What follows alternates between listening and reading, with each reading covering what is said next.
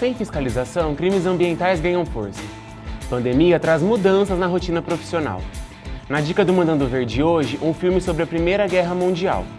E na nossa entrevista de estúdio, vamos falar sobre as superações econômicas deste período. Começa agora o Lente Aberta. Você já presenciou algum incêndio na sua cidade ou região? No interior paulista, diversos focos de incêndio consumiram boa parte da vegetação. Essa prática foi intensificada na quarentena e brechas na legislação permitiram que os responsáveis não fossem punidos. Veja na reportagem de João Ricardo. Assim como os fatos não caem da árvore dos acontecimentos, conforme disse o filósofo Karl Marx, as queimadas geralmente não são frutos do acaso.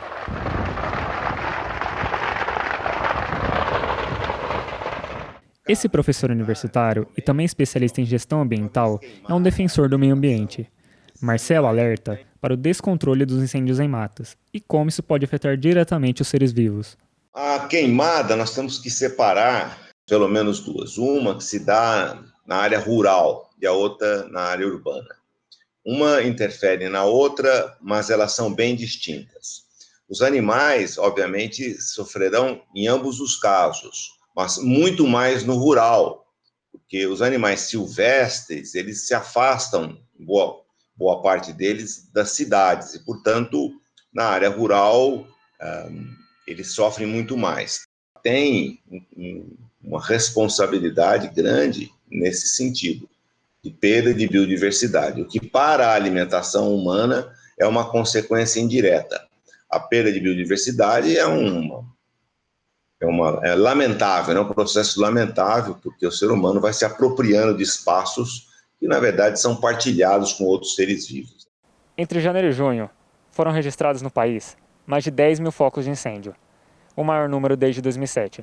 No Pantanal, houve um aumento de 210% só neste ano, e dados oficiais mostram que a ação do homem é a principal causa dos incêndios.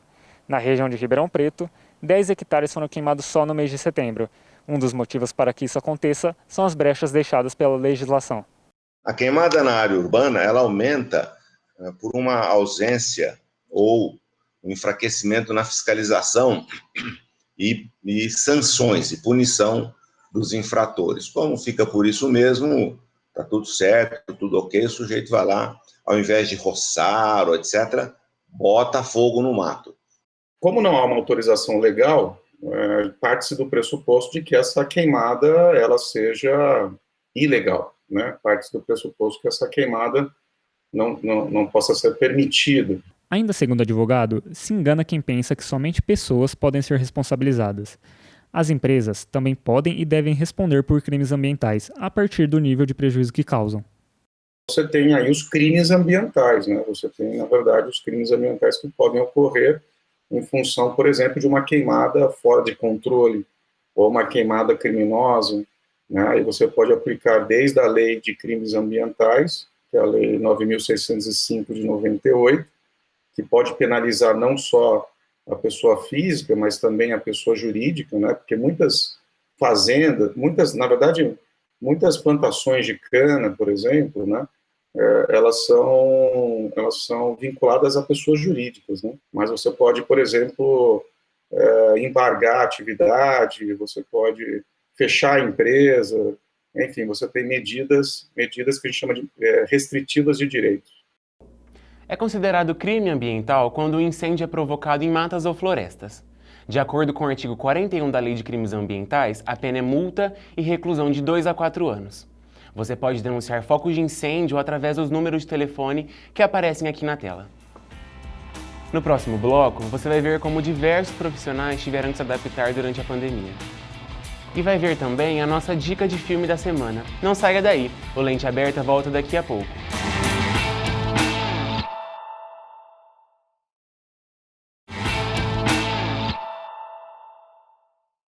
O trabalho em casa foi estratégia adotada por 46% das empresas durante a pandemia, segundo a pesquisa Gestão de Pessoas na crise Covid-19. O estudo, elaborado pela Fundação Instituto de Administração, coletou em abril dados de 139 pequenas, médias e grandes empresas que atuam em todo o Brasil. Mas muitos profissionais tiveram que se reinventar por causa do trabalho em home office. Veja na reportagem de Ana Feoli. Fabiana teve que se reinventar quando a pandemia começou em março. As avaliações nutricionais tiveram que ser realizadas à distância. Online a gente sempre, mas né, como assim fazer atendimento online? Porque acho que o brasileiro gosta desse contato, né? E no começo você falou, será que isso vai funcionar? Após a aprovação no Conselho Regional de Nutricionistas, Fabiana diz que a segunda etapa do atendimento online foi passar confiança para os pacientes. De início, eles ficaram bastante inseguros, assim, porque uma das partes que eu acho que os pacientes mais aguardam com relação à consulta é a parte da avaliação física, né? A avaliação antropométrica, onde a gente afere peso, estatura, avalia a composição corporal para ver o quanto tem de massa magra, massa gorda, que é o que concretizaria mais os resultados, né? O isolamento social causado pela pandemia do coronavírus obrigou profissionais a mudarem do atendimento presencial para os atendimentos remotos. Com isso, houve aumento de 70% no número de contas ativas no Skype e 1000% no crescimento de números de chamadas de vídeo pela Microsoft Teams. Além de se adaptar ao atendimento remoto, essa advogada previdenciária teve que auxiliar os clientes na utilização dos meios eletrônicos, para que eles pudessem ter acesso aos serviços jurídicos e às audiências. Por a gente tratar principalmente do assunto de previdenciário, os nossos clientes normalmente são idosos, então eles tiveram bastante dificuldade em conversar com a gente. Mas foi adaptando, né? A gente conseguiu, no final das contas, um jeito, quando eles não conseguiam por videoconferência, a gente ligava, então foi uma adaptação, foi adaptando de acordo com o cliente mesmo. A psicóloga avalia que a adaptação nesse momento de pandemia dependeu muito dos fatores internos de cada pessoa. A Covid aí, né, chegou sem avisar ninguém, né, entrou na vida de todos nós e eu acredito que trouxe sim, né, variados impactos na nossa vida. Porém, né, eu acredito que nós não estamos atravessando e vivenciando esses impactos da mesma maneira. A gente tem N lados negativos, né, que a gente nem precisa citar, mas que um lado positivo foi esse, a necessidade de sair da nossa zona de conforto e precisar se reinventar dentro da nossa profissão. Aceitar o momento, aceitar que está diferente, aceitar de repente que a única maneira que se tem para trabalhar no momento é o home office, né? Eu acho que a partir do momento que o outro aceita a realidade, né, eu acho que ele cria maneiras de buscar adaptar o seu lar, o seu espaço, vai buscar cumprir horários. O Mandando Ver de hoje não é apenas um filme que fala sobre a guerra. Ele traz uma reflexão importante sobre o homem. Confira a dica com Victor Faustino.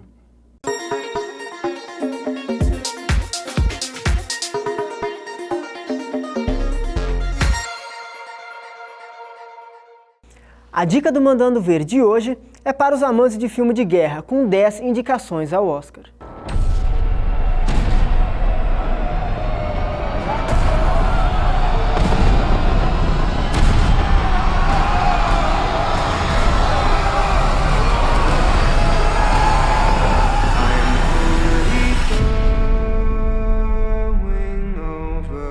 Em 1917, é um filme que se passa na Primeira Guerra Mundial e conta a trajetória de Schofield e Blake, dois jovens ingleses que são cabos do exército. To deliver a message calling off tomorrow morning's attack.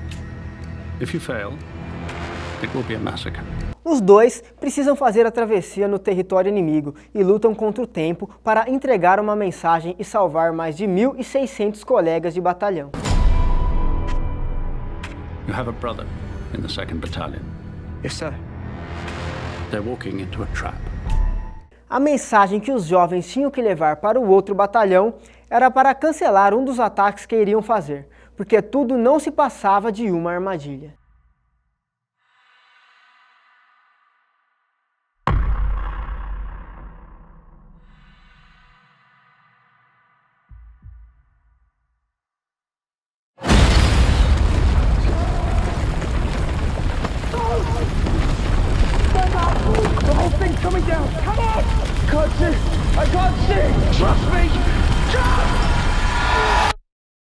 1917 não é um documentário comum sobre a Primeira Guerra Mundial.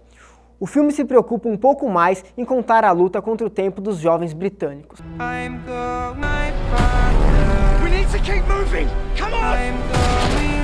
Fiquem ligados nessa história de amizade e de superação e descobrir se Schofield e Blake conseguiram realizar essa missão praticamente impossível e salvar os seus companheiros. We will lose 1,600 men. Your brother among them. Good luck. Essa é a dica do Mandando Ver de hoje. Tenho certeza que você vai gostar. Tchau!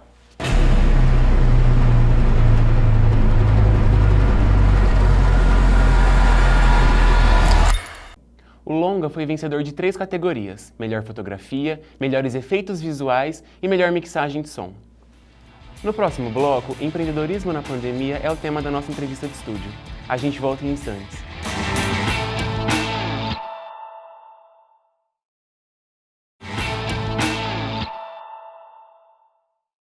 O número de microempreendedores na quarentena de março a julho aumentou 20% em relação ao mesmo período de 2019. Enquanto isso, aqueles que já tinham seu negócio encontraram na internet um meio de driblar as dificuldades na pandemia. Para falar mais sobre o assunto, confira a entrevista com o nosso repórter Luiz Augusto Pereira. Olá, seguindo todos os protocolos de prevenção à Covid-19 e o distanciamento social, estamos aqui com o professor Rodrigo Lemes, que é formado pela USP em Administração e professor de empreendedorismo aqui no curso de Administração da UNAERP. E vamos falar sobre empreendedorismo na quarentena e as medidas alternativas adotadas pelo comércio para driblar as adversidades causadas pela pandemia. Muito obrigado, Rodrigo, por ter aceitado o nosso convite. Obrigado, Luiz. O prazer é meu. Segundo a Folha de São Paulo, neste ano, de março a julho, o número de microempreendedores aumentou em 600 mil, o que representa 20% a mais em relação ao mesmo período do ano anterior. Por que isso aconteceu? Olha, Luiz, nós tivemos uma migração de pessoas que ficaram sem renda alguma e obtiveram em programas como o MEI, o microempreendedor individual, uma saída. Então, atividades comerciais mais simplificadas, com menos nível de sofisticação, foram turbinadas. Esses números aparecem a partir daí.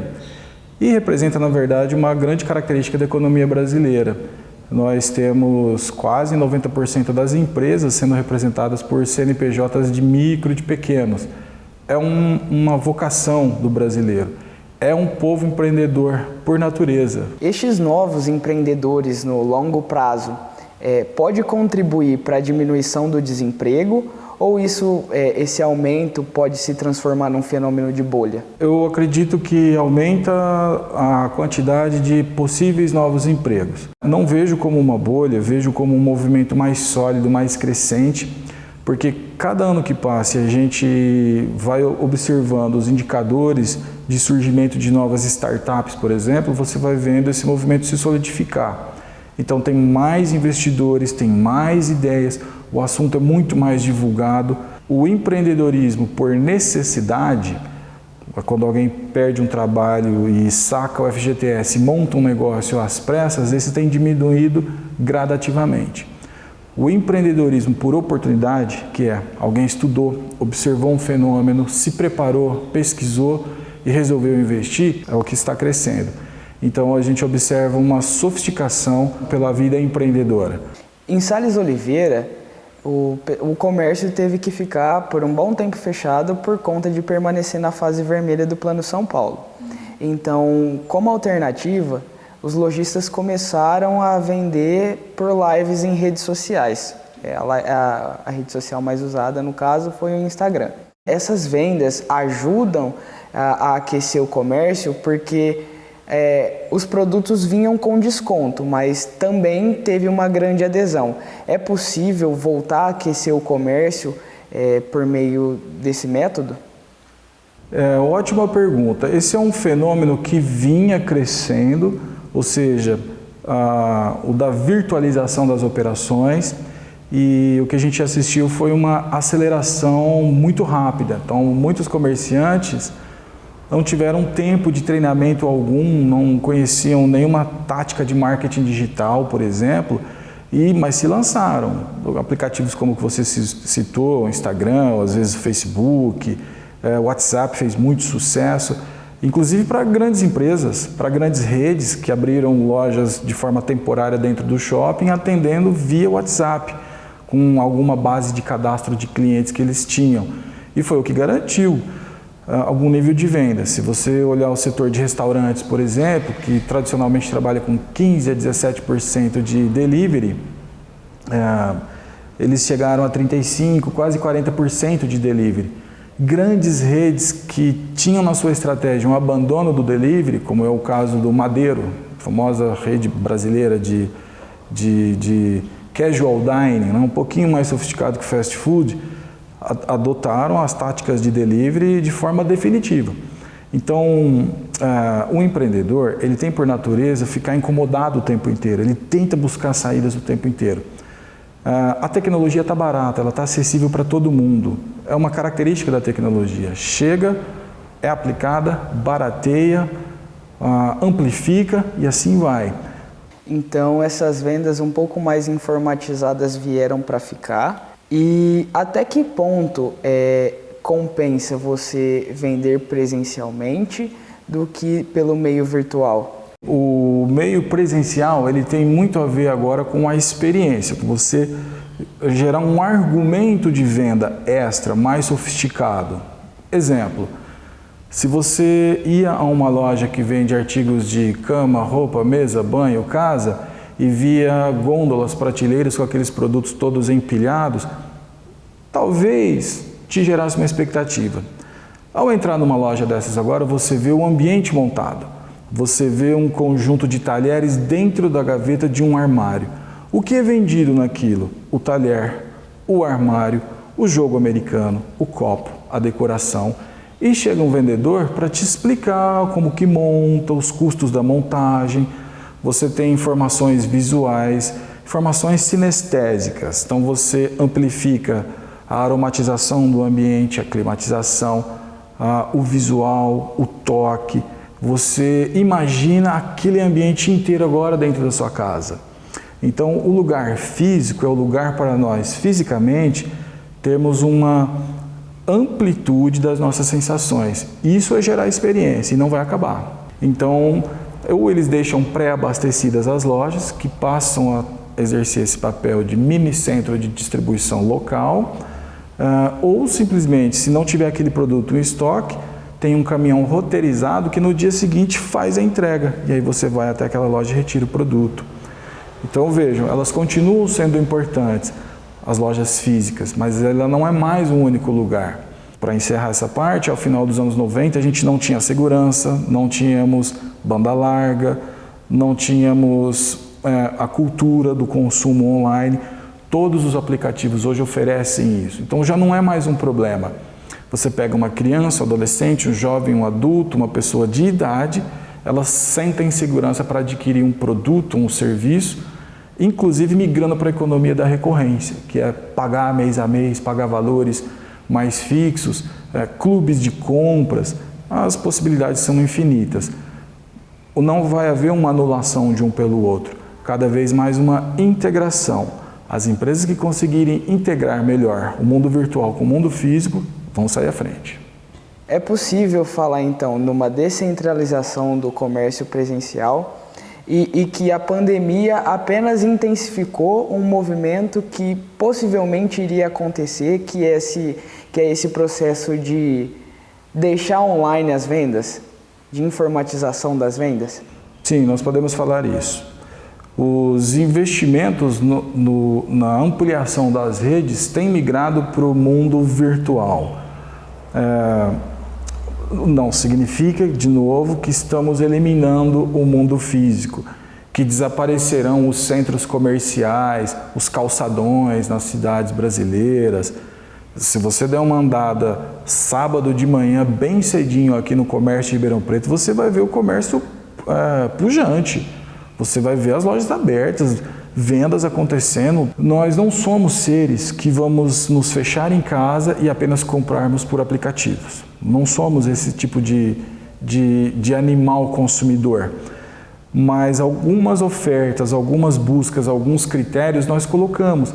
Nós nos sentimos hoje mais seguros quando fazemos uma compra online porque conseguimos verificar uma miríade de ofertas. Então sentimos mais prazer quando sentimos que fizemos uma compra adequada com algum tipo de desconto. Mas, de novo, é na loja onde você vê as grandes coleções, os lançamentos, as novidades, onde você vê os atributos dos produtos sendo ressaltados, você vê alguém demonstrando um produto. Até o início desse século houve um fenômeno chamado apocalipse do varejo. E esse fenômeno previa a eliminação quase total das operações presenciais, como se não precisássemos mais de uma concessionária, de uma escola, de um restaurante, tudo fosse feito online, direto de um centro de produção para um consumidor. E descobriu-se que não, as pessoas querem transitar, as pessoas querem sair, querem ir ao restaurante, querem ter uma experiência de consumo de um alimento, querem ser atendidas por alguém que mostra uma combinação das roupas que estão numa arara, mas tem um público que já migrou e prefere comprar com mais tecnologia. A grande saída para as lojas é não abolir nenhuma e nem outra, mas tentar entender o comportamento do seu consumidor e fazer a melhor integração entre esses dois mundos. Professor, muito obrigado por ter aceitado o nosso convite e por, diferentemente da economia, que traz em certos pontos incerteza, veio clarear um pouco das nossas dúvidas. Bom, Luiz, o prazer é meu, fico à disposição de vocês. Voltamos com você, Hugo. O Lente Aberta fica por aqui. Até o próximo programa.